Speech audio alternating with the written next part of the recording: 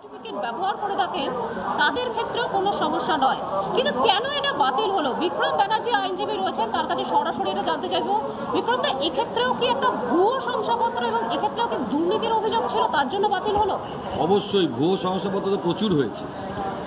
মানে ওবিসি ক্যাটাগরিতে যত শংসাপত্র দিয়েছে, যারা বেসিক্যালি ওবিসি নয় তাদেরকেই ওবিসি দিয়ে বসে আছে। সবাইকে তো দেওয়া যাবে না, ক্রিমি লেয়ার বাদ দিতে হবে। যে ধরুন অনেক পয়সা আছে যাদের, যারা রিচ, ইকোনমিক্যালি রিচ, তারা তো ওবিসিতে থাকতে পারে না। এবং এরকম অনেক ওবিসি আছেন এবং সব কাস্টেই রয়েছেন যারা কিনা আজ অবধি চাকরি পাননি, এবং আইডেন্টিফিকেশন প্রসেস ইললিগাল। তার পরবর্তীকালে কমিশনের পাওয়ারটাকে পুরো খারাপ করে দিয়েছে, মানে কমিশনের পাওয়ারটা নিয়ে সরকার ডাইরেক্ট করে যাচ্ছে, যাকে পাচ্ছে ডাইরেক্ট করে যাচ্ছে। তাই জন্য the entire process is illegal, unconstitutional, has been set aside. আপনার কাছে আরেকবার জানতে চাইবো যে কারা এর মাধ্যমে এখনো পর্যন্ত রেহাই পেলেন, কাদের সমস্যা হবে না যারা 2010 সালে সার্টিফিকেট ইস্যু করছেন তারপরে?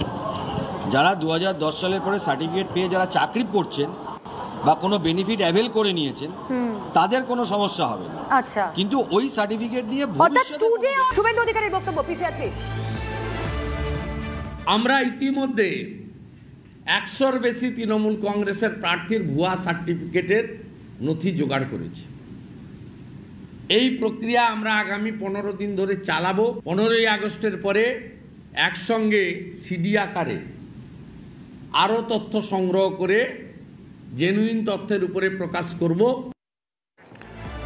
শুভেন্দু অধিকারী কিন্তু অনেকদিন আগেই বলে দিয়েছিলেন কথাটা।